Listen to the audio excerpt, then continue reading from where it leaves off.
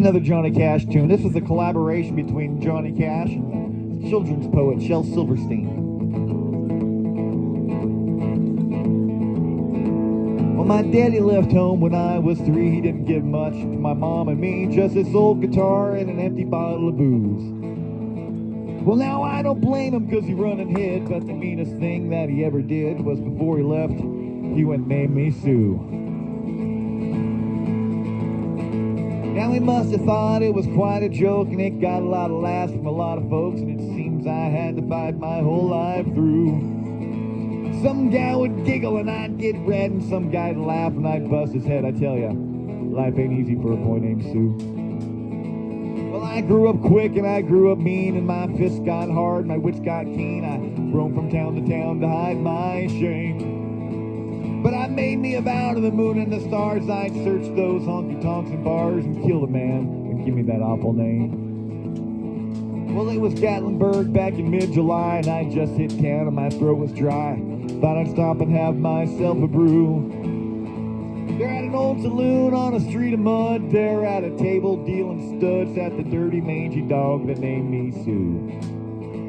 Now I knew that snake was my own sweet dad from a worn out picture that my mother had. I knew that scar on his cheek and his evil eye. He was big and bent and gray and old, and I looked at him and my blood run cold, and I said, my name is Sue. How do you do? Now you gonna die. Yep, that's what I told him.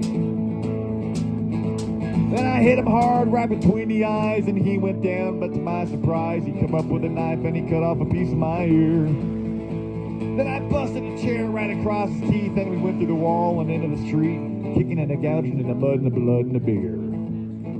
Now I tell ya, I fought tougher men, but I really can't remember when. He kicked like a mule and he bit like a crocodile.